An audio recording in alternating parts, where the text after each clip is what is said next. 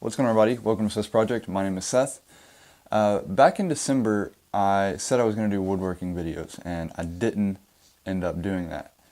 But I did end up getting most of the tools I need to do woodworking stuff, and that's just kind of recently. And I've always planned on doing the woodworking videos. I just never had all the tools. I didn't really have this workbench here.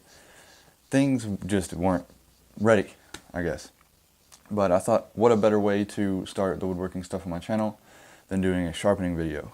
Now, I have these two chisels, which you'll see a close-up on all this here in a second, but I have these two chisels. I have a mini bench chisel, and I have a 3 mil just regular chisel. I want to do a sharpening video, but I wanted to make it a little bit more interesting, so today it's going to be how to sharpen really thin chisels, because it is a little bit harder, and we're going to go over exactly how to do that. And I've been sharpening tools for a little bit now, and I feel pretty comfortable showing you guys how to do it. So anyway, let's jump over here to the stone. Okay, so here we are at the sharpening stones. So let me go over everything I have here really quick.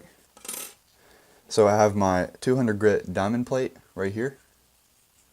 A link to all this stuff will be in the description as well. So my 200 grit diamond plate. I have a 2000 grit whetstone. I have a medium 5000 grit whetstone. All these are made in Japan. And then I have my finishing stone, which is my 12,000 grit whetstone. I built this yesterday. This was my design for my sharpening stone holders. And I will be doing videos on these, actually. I'm going to have a full sharpening station that I'm going to build. But this was just my design, and you can see, I'm going to take it apart real quick.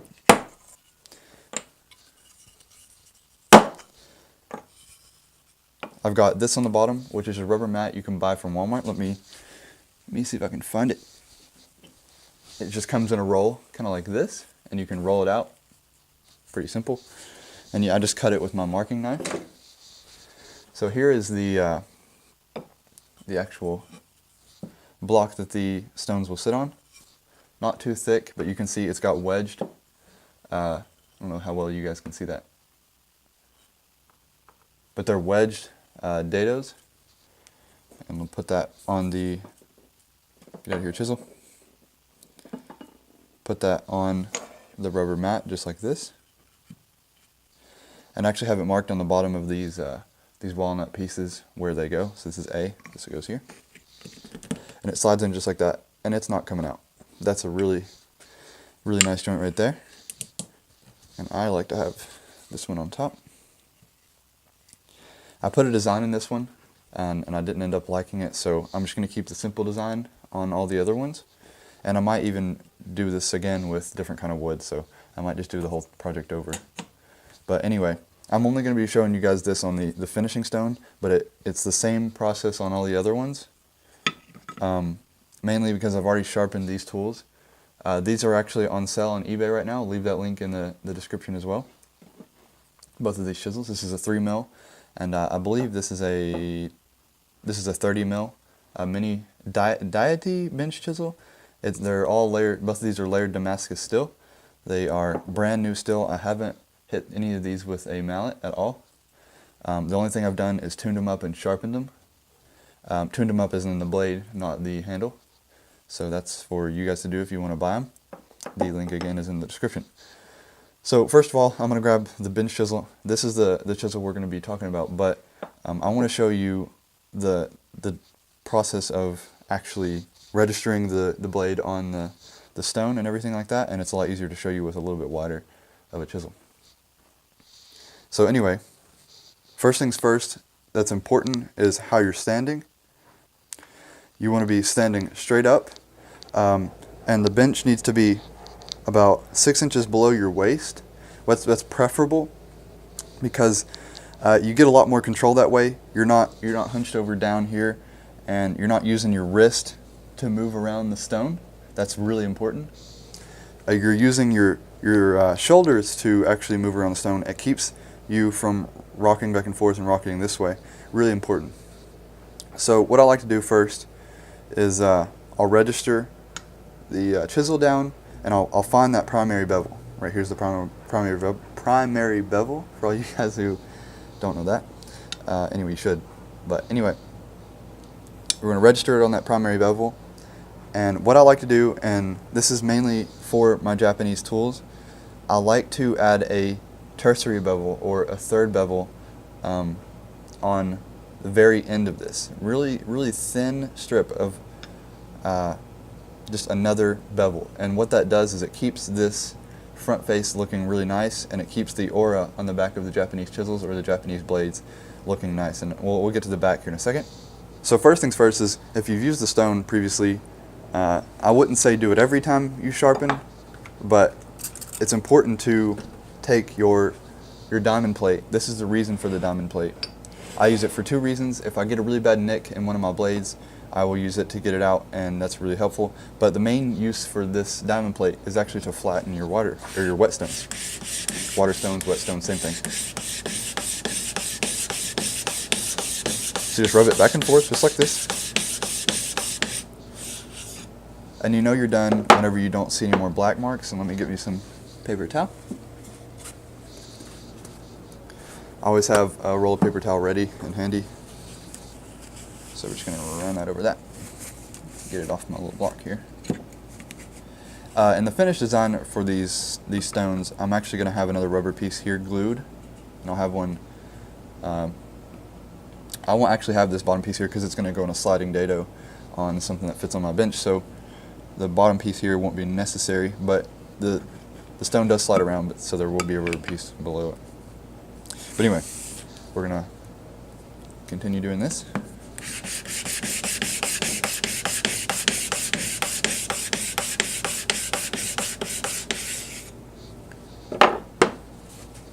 You'll do this to all your stones.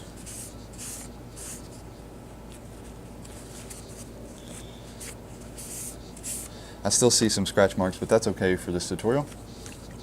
And then we're going to put water on it, and I like to just take my finger and make sure it's all over the stone. And wipe that off. Okay. So now, we're just going to register and find that bevel. And let me see if I can turn a little bit so you guys can see this. So the grip here is you want it at an angle, and you'll grab it with your index finger. So I can turn this. Your index finger is going to grab the blade here, and your thumb is going to grab the blade here. And then you're just going to wrap all your fingers around it, just like that. So that way you have nice control this way. And these two fingers, your index finger and your middle finger on your other hand, doesn't matter if you're right-handed or left-handed. I've never done this right-handed, so that's the way it'd probably look right-handed. But since I'm left-handed, I'm showing you it backwards, I guess. So anyway, you're going to be pressing down on the blade with these two fingers. This is going to keep it steady and keep the pressure down. And these two fingers are going to keep it from rocking. And so you're going to be able to keep your angle that way. And these also do the same thing. So all your fingers are just kind of keeping that angle. I am bent over to show you guys this for now, but I will be standing up in a second. So anyway, we're going to register on that primary bevel, and then we're going to go up 2 degrees. I'm going to see if you guys can even see this. We're going to go up 2 degrees, just that way, straight up. Just a very small amount, and that's going to give us that tertiary bevel, that third bevel. And that's really important for the speed. It increases the speed of sharpening as well. You're not sharpening the whole front face of the chisel, you're only sharpening just a thin edge on the end, so obviously it's going to be a lot quicker. So let's show you guys what that looks like. I'm going to stand straight up and do this, and then we're going to go into a figure 8 pattern, just like this. And I'm rocking back and forth on my heel and toe. This is really important as well. You can see if you have the right amount of you guys can see that. Well, there you go. You can see it. It's just a thin line. It's not too thick, and it's in a figure 8 pattern. That's kind of how you can check and see if you're doing it right. You don't need a whole bunch of pressure for this. Just kind of let it do its thing. I'm rocking back and forth on my heels, and it's allowing me to keep my hands 100% in the same place, just moving my body. So there we go. Now I already know this chisel's super sharp, so that's how we would do the front part of a bench chisel. It's going to be the same way on most chisels. So let's re-wet this a little bit. Actually, let's wipe it off. Wipe off the blade a little bit. Re-wet this. And now, this is a technique that I found out by Rob Cosman on YouTube. I was actually going to go meet him in Knoxville a couple months back, but I didn't end up doing it. It was going to be a $200 class. It was going to be worth it. It's going to be on dovetails, but I didn't end up doing that, so I never got to meet him. But anyway, this is a technique that I found out by Rob Cosman. You're going to take a thin steel ruler, just like this. Nothing too fancy, just a plain old steel ruler. You can get these for like $2 on Amazon or eBay, or even cheaper than that. But anyway, I'm gonna put my thumb down at the bottom here, and I'm gonna make sure that sits at the bottom. You don't really have to do that, but making sure it's flat on this side is kind of important. So just make sure it's flat. And you're just gonna take your chisel and you're gonna lay it down on that and lay it down on the stone. And then I like to stand right in front of it and move it back and forth in a straight line. And that's gonna do that bevel right here on the very cutting edge. And that's how you get the burrs off the back. And there you go. Now you have a perfectly sharp chisel, and I can easily shave this, or shave my arm with this chisel. I don't know if you guys can see that, but that definitely just shaved my arm. So now let's get on to the harder chisel, and it's going to be this really thin 3mm chisel. And it's a lot harder because whenever you're registering it down, it's really easy to rock it this way and actually round off that bevel. And the key to this is patience. I mean, there's nothing else really to it. You just got to make sure that you are registering the blade down. Let me re-wet this a little bit. So we're just going to register that blade down just like that. I found it to be a lot easier to come in without this hand and making sure you're flat on the stone, registering it on this piece right here. I don't know if you guys can see that, where that little hump is at the top. Right there. Just find where that is, register it down, make sure it's straight, and then come down and push it down and find your primary bevel. And we're going to come up a couple degrees. And now make sure we're standing straight up, and just think slow and steady, not too much pressure at all. And this should be perfectly flat. And there we go. That's how we're going to do the top piece, and we got a nice perfect bevel right there. And now we're just going to come by and do the same thing, just like this. Now this is a little bit different. Since the blade is longer, we're going to come farther out onto the stone. That's kind of how that general rule works. Since this is a really short blade, we come a little closer, so that way we can get a higher angle whenever we're doing this. So anyway, we're going to come right here to the edge. And this is actually harder than doing the bevel down. So you're just going to hold it like this, and we need to be really careful that we don't rock the blade. So we don't rock it this way or this way, because we'll add a round over on it, and we don't really want that. So we're just going to go real slow. And you'll rock it whenever you cut into the stone, and that's okay. Just be careful. And normally I don't do it this slow, but this is a really easy chisel to rock back and forth. So just make sure you're not rocking the chisel back and forth, and it's really easy with the thin blade. So that's pretty much it, guys. Just make sure to take your time doing this. Just kind of enjoy the process, enjoy getting to know your tools, enjoy making sure your tools are super sharp. Just a part of woodworking, so might as well enjoy it. Now let's talk for a second about having a lot higher grit, or a lot lower grit, I guess you could say, sharpening stone. This is my 2000 grit sharpening stone. This is what I would use if my blade was a little more dull and not so sharp at all. I would use this to start out with. Most of the time I'm just kind of resharpening after I've cut out a mortise or something, so I use my medium grit 5000, and then I'll go to this one, and that always works perfectly fine for me. I always get super sharp tools, super good results, and that's why I feel like I was comfortable sharing this with you guys and giving you guys my knowledge. So the next videos that's going to be coming up is going to be videos of my sharpening session. I'm going to do probably a series of it. I'm going to do, first episode is me going to be building these right here, and these are pretty beautiful. And let me show you the main chisel I'm using right now. So this is my Japanese mortising chisel. It's got a super thick blade. It's got the Japanese master craftsman that made its signature right there. I don't know if you guys can see that or not. It's got the handmade ring.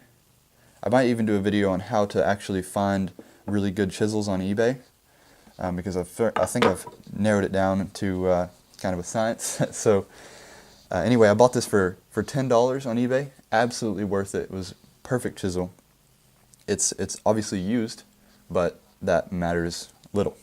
So the reason why I pulled this chisel out is because it's the only chisel I had at the moment, because I actually sold my other chisels, and I don't regret it, but I don't have any other chisels. So the point in this is I can only have this dado as wide as my chisel is, so at the very end. So this is a wedge dado, so at the very end it has to be as wide as my chisel because I'm coming bevel down, and I'm carving out the dado. So I have another chisel coming in.